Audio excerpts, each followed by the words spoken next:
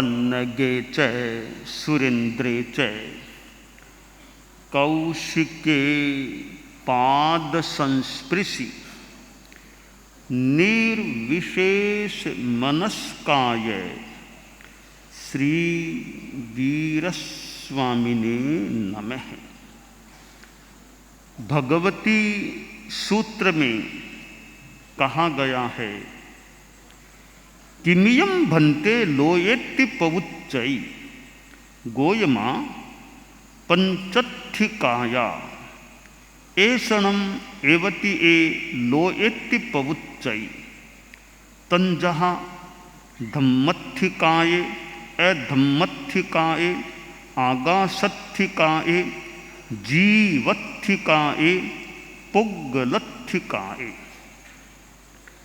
प्रश्न किया गया है कि भन्ते यह लोक क्या है, लोक किसे कहा जाता है? दो हैं, लोक और अलोक। लोक और अलोक, बस इसके सिवाय और दुनिया कुछ भी नहीं है। वैसे स्थूल दुनिया तो लोक ही है। आकाश अनंत है, आकाश का कोई आदि स्थान नहीं है और समाप्ति का स्थान भी नहीं है, कोई सीमा नहीं है आकाश की। आगे से आगे, आगे से आगे, ऊपर नीचे दाएं बाएं आकाश ही आकाश पड़ा है।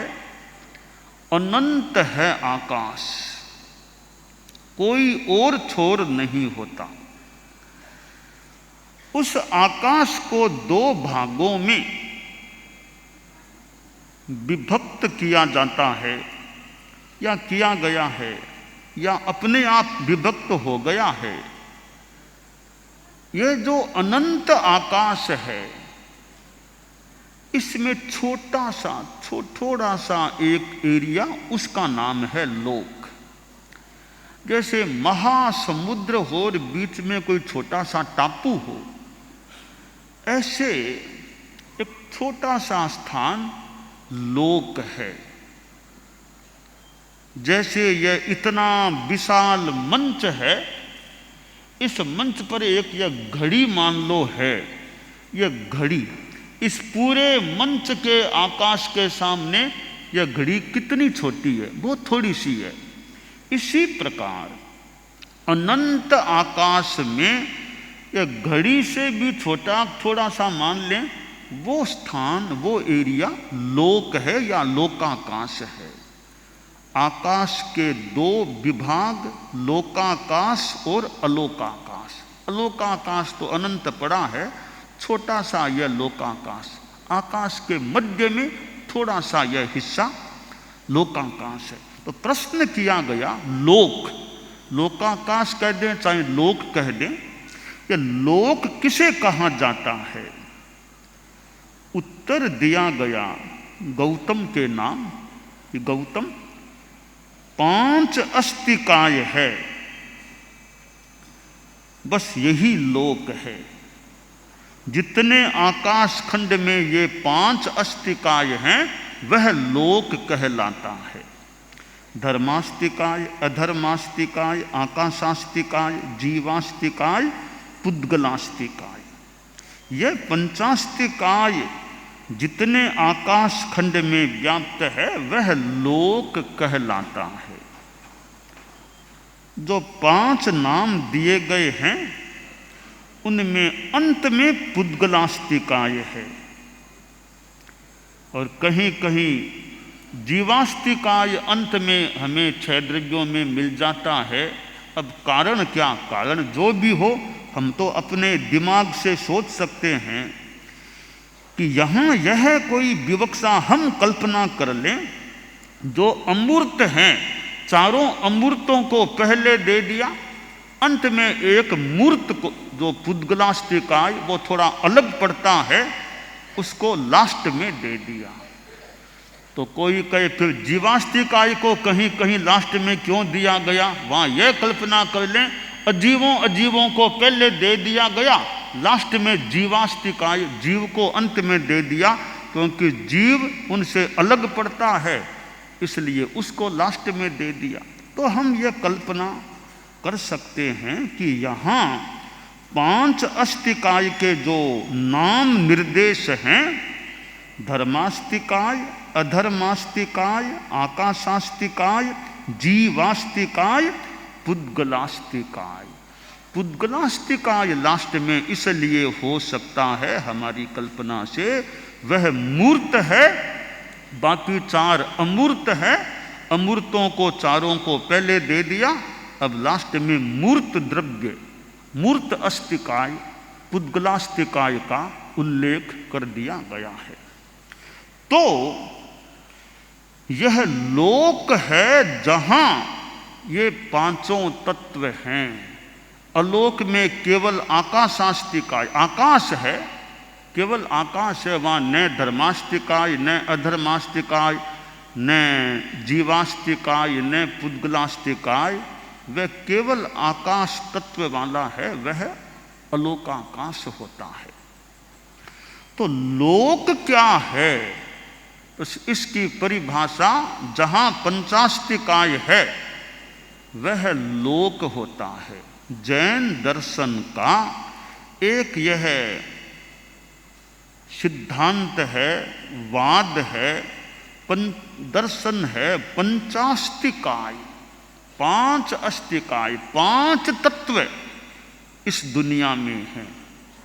और 5 को और संक्षेप में करें तो 2 ही तत्व हैं, जीव और अजीव। अब हम यह भी वैसे जानते हैं, जान सकते हैं, 9 तत्व भी बताए गए हैं, जीव, अजीव, पुण्य, पाप, आश्रव, संवर, निर्जरा, बंध, मोक्ष। इधर ये 5 अस्तिकाय हैं। तो 5 अस्तिकाय क्यों बताए गए हैं, बता दिए गए, फिर 9 तत्व क्यों बताए गए हैं? यह विद्या का जगत है, ज्ञान का जगत है। इसमें अनेक विवक्षाओं से, अनेक अपेक्षाओं से, अनेक संदर्भों में, अनेक अवसरों पर अलग अलग बातें बताई जा सकती हैं। एक आदमी को समझाने के लिए एक तरीका काम में लिया, तो दूसरे आदमी को समझाने के लिए कोई दूसरा तरीका भी, दूसरे रूप में भी बात को प्रस्तुत किया जा सकता है। तो ये 9 तत्व भी आगम में आए हैं। जीवा जीवाय बंधो ये पुन्नं पावा सवोतहा, संबरो निज्जरा मुखो संते ए तहिया नव। 9 तत्व है। तो ये 2 वर्गीकरण किए गए हैं। क्या उनके पीछे दृष्टिकोण हो सकता है? यूँ तो प्रस्तुत करने वाले जाने क्या दृष्टिकोण था, कोई विशेष ज्ञानी जाने, पर हम अपने दिमाग से, अपने चिंतन से, दूसरों से कुछ सुन करके, जान करके एक विचार कर सकते हैं। वह विचार एक यह है कि जहाँ पंचास्तिकाय की बात यह भगवती सूत्र में बताई गई है, ये क्यों बताई गई है कि प्रश्न किया गया कि मियम भन्ते लोएति पवुच्चै। लोक क्या है या लोक क्या है? यहाँ डायरेक्ट कोई अध्यात्म और की कोई बात नहीं, मोक्ष की कोई बात नहीं। तो दुनिया है क्या? एक दार्शनिक मानो प्रश्न या एक वस्तु स्थिति को जानने के लिए मानो प्रश्न है। यह लोक है क्या? जहाँ हम रह रहे हैं, जिस दुनिया में जी रहे हैं, वो दुनिया क्या है, वो लोक क्या है? यह प्रश्न एक सामान्य पढ़ने वाले विद्यार्थी में भी हो सकता है। यह दुनिया है क्या हम जिसमें जी रहे हैं? तो दुनिया क्या है, लोक क्या है? इस प्रश्न के भीतर कोई धर्म अध्यात्म का सीधा कोई संभवतः वास्ता नहीं है, रिश्ता नहीं है। मात्र है क्या ओंटोलॉजी, अस्तित्ववाद कि दुनिया है क्या, तो भगवती सूत्र में इस अस्तित्ववाद के संदर्भ में मानो बताया गया है कि गोयमा पंचत्थिकाया ऐसनम एवतीय लोयति पवुच्चई। ये पंचास्तिकाय जहां हैं वो लोक है। यानी लोक क्या है? जो अपने आप में 5 अस्तिकायों को समेटे हुए रखने वाला है वह लोक है। यह एक अस्तित्ववाद के संदर्भ में मानो उत्तर दिया गया है। प्रश्न भी उसी तरह का था तो उत्तर भी उसी के अनुसार है। प्रश्न और उत्तर, प्रश्नकर्ता प्रश्न पूछता है, उत्तरदाता उत्तर देता है। तो सामान्यतया बढ़िया उत्तरदाता वह है जो टू द पॉइंट प्रश्न का जवाब दे। प्रश्न पूछने वाला कुछ भी पूछता है, उत्तर देने वाला घुमा फिराकर कहाँ से कहाँ बात को ले जाता है फालतू, वो फालतू समय का एक व्यय होता है। यदि वो कि उत्तर पूरा दिमाग में है नहीं तो ऐसी इधर उधर की बातें करके बात को घुमाता है, उसके कोई मतलब नहीं इतना। तो टू द पॉइंट उत्तर दे, एकदम प्रश्नकर्ता को ठीक छू ले, वैसा उत्तर दे, वो उत्तरदाता बढ़िया उत्तरदाता होता है। भगवती सूत्र में यहां जो प्रश्न किया गया किमियम भन्ते लोयति पवुच्चई, बहुत सीधा सा प्रश्न है, एक सेंटेंस में प्रश्न है कि भन्ते यह लोक किसे कहा जाता है। इतना टू द पॉइंट उत्तर दिया गया है, बहुत बढ़िया उत्तर, एकदम संक्षेप में टू द पॉइंट कि पंचत्तिकाया ऐसनम एवतीय लोयति पवुच्चई। 5 अस्तिकाय जहां है वह लोक कहलाता है। 5 अस्तिकायों के नाम भी दे दिए गए हैं। तो हमें यह कला भी आत्मसात करनी चाहिए कि प्रश्न का उत्तर कैसे दें। हमारे साधु साध्वियाँ भी बैठे हैं, समणियाँ और भी लोग हैं, प्रोफेशनल्स लोग भी हैं, कि प्रश्न का उत्तर कैसे देना चाहिए, कि प्रश्न का उत्तर एकदम प्रश्न को ठीक चोट करे, ठीक उसको समाहित करे, वैसा उत्तर देने का हमारा अभ्यास होना चाहिए। बहुत संक्षेप में भी अपेक्षा हो तो विस्तार कर दे, वरना संक्षेप में टू द पॉइंट प्रश्न का उत्तर देना चाहिए। और भगवती सूत्र में या मानो टू द पॉइंट एकदम प्रश्न के अनुरूप उत्तर दे दिया गया है। कोई जिज्ञासा कर सकता है कि ठीक है, ये पंचास्तिकाय बता दिए गए हैं, तो पंचास्तिकाय आ ही गए हैं, फिर नवतत्वों को बताने की क्या अपेक्षा है। इसमें यह प्रतीत होता है या कल्पित किया जा सकता है कि यह जो प्रश्न किया गया भगवती सूत्र में, यह एक कोई धर्म अध्यात्म से सीधा जुड़ा हुआ नहीं है, यह दुनिया है क्या, इस जिज्ञासा का उत्तर है। अब जहां यह प्रश्न करे कोई कि दुनिया क्या, वो बात छोड़ो, मुझे तो यह बताओ आत्मा का कल्याण कैसे हो, वो बातें बताओ। आत्मा के कल्याण के लिए क्या ध्यान देना चाहिए, क्या करना क्या नहीं करना, कैसे मुझे परम भूमिका मोक्ष की मिले, मुझे तो वो बात बताओ। तो उत्तर होना चाहिए ये नव तत्व हैं, इनको समझो, जीव अजीव पुण्य पाप आश्रव संबर निर्जरा बंध मोक्ष। ये नव तत्व धर्म की साधना से जुड़े हुए हैं, अध्यात्म की साधना से जुड़े हुए हैं। आत्मा का कल्याण कैसे हो, इस प्रश्न के उत्तर में यह मानो नव तत्वों का वर्गीकरण सामने आया है। तो यह पंचास्तिकाय, 5 अस्तिकाय और नव तत्व, 5 अस्तिकायों में नव तत्वों का किसी तरह समावेश किया जा सकता है और नव तत्वों में 5 अस्तिकायों का समावेश किया जा सकता है। तो दोनों का अलग अलग एक भूमिका का क्रम है, दुनिया क्या, इस प्रश्न की भूमिका के आधार पर यह पंचास्तिकाय का उत्तर है। आत्मकल्याण के लिए क्या समझना चाहिए, इस प्रश्न के उत्तर में वो जीव अजीव पुण्य पाप आदि नव तत्वों की बात हो सकती है। भगवती सूत्र में आगे प्रश्न किया गया कि जब पंचास्तिकाय में धर्मास्तिकाय नाम आया है तो एक फिर जिज्ञासा कर ली गई है कि भी धर्मास्तिकाय है तो आखिर धर्मास्तिकाय लोक में है, उसके होने से होता क्या है। कोई चीज है तो कोई चीज के होने की सार्थकता तो होनी चाहिए ना। फालतू कोई चीज क्यों हो दुनिया में।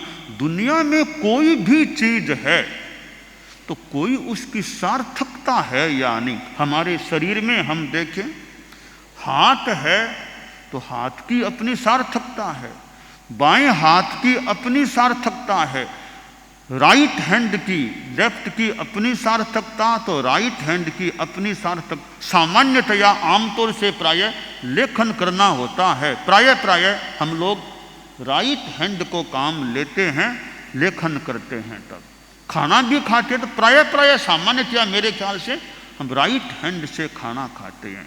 तो राइट हैंड की अपनी सार्थकता है, लेफ्ट हैंड की अपनी सार्थकता भी होती है। कोई काम लेफ्ट हैंड से किया जा सकता है। दोनों हाथ होते हैं, दोनों हाथ मिला लें, हमारा बंधन हो जाए, बद्धांजलि हो जाए, हम बंधन कर सकते हैं। तो हाथ शरीर में है तो फालतू नहीं है, मानो उसकी सार्थकता। पांव शरीर में है तो पांवों की भी सार्थकता है, और काम करने में हाथ काम आते हैं, पर यहाँ से वहाँ जाना होगा तो पैर काम आते। तो दोनों पैरों की भी है। एक ही पैर हो तो चलना मुश्किल हो जाए, तो दो पैर हैं, दोनों के होने की सार्थकता है। आंखों की अपनी सार्थकता, ललाट की, सिर की, हानि। एक एक अवयव पर हम ध्यान दें कि सृष्टि में यह जो हमारे शरीर की रचना है तो अंगों की, उपांगों की कितनी सार्थकता है। तो कोई भी चीज दुनिया में है वो सार्थक है या नहीं, निरर्थक तो नहीं है। तो हम संभवतः एक एक चीज पर ध्यान दें कि एक एक चीज की क्या सार्थकता है। इस घड़ी की अपनी सार्थकता है, चश्मे के घर की अपनी सार्थकता है। दुनिया की एक एक चीज पर हम सलक्ष्य अगर ध्यान दें, किसी को टाइम हो ध्यान दे तो दे कि यह चीज किस लिए, यह चीज किस लिए, तो कोई न कोई सार्थकता प्राय संभवतः कोई न कोई सार्थकता मिल सकती है। तो प्रश्न है, यह धर्मास्तिकाय जो लोक में है इसकी क्या सार्थकता है, दुनिया में है तो क्यों है, इसका उपयोग क्या है। हमारे जीवन में उपयोगिता का बड़ा महत्व है। उपयोगिता, नव तत्वों की बात मैंने बताई तो नव तत्वों की आध्यात्मिक संदर्भ में उपयोगिता है। जहाँ पंचास्तिकाय अस्तित्ववाद के संदर्भ में है तो नव तत्व उपयोगितावाद के संदर्भ में इस रूप में है कि आध्यात्मिक संदर्भ में नव तत्वों को जानने की, समझने की उपयोगिता हो जाती है। तो धर्मास्तिकाय है, उसके होने से दुनिया को क्या लाभ है, क्या उपयोगिता है। उत्तर दिया गया है कि धर्मास्तिकाय है गोयमा धम्मत्थिकाय णम जीवाणम आगमन गमन भासुमेश मन जोग वै जोग काय जोगा जे यावन्ने तह पगारा चला भावा सब्बे ते धम्मत्थिकाय पवत्तन्ति। कि गौतम, जो भी चल भाव हैं, गत्यात्मक भाव हैं, जैसे हमारा आना, किसी जीव का, पुद्गल का आना जाना, बोलना, उन्मेष करना, मन से चिंतन आदि करना, मन वचन से बोलना, शरीर से यह चंचलता करना, प्रवृत्ति करना, और भी इस प्रकार के जो गत्यात्मक भाव हैं वे सारे धर्मास्तिकाय की सत्ता में ही हो सकते हैं। धर्मास्तिकाय न हो तो न चलना हो सकता, न बोलना हो सकता, न आंखों का उन्मेष निमेष ऐसा कुछ हो, कोई गति क्रिया नहीं हो सकती। हाथ की अंगुलियां हिलती है, अगर धर्मास्तिकाय नहीं हो तो हाथ हिल नहीं सकता। तो जो भी चंचलता है, जो भी चल भाव है, जो भी गति क्रिया होती है, वह सारी धर्मास्तिकाय के होने पर ही हो सकती है, अन्यथा कुछ भी चंचलता चलायमानता हो नहीं सकती। तो धर्मास्तिकाय का तो कितना बड़ा उपयोग है सृष्टि में, वो है तब हमारी और जीवों और पुद्गलों की गति क्रिया होती है।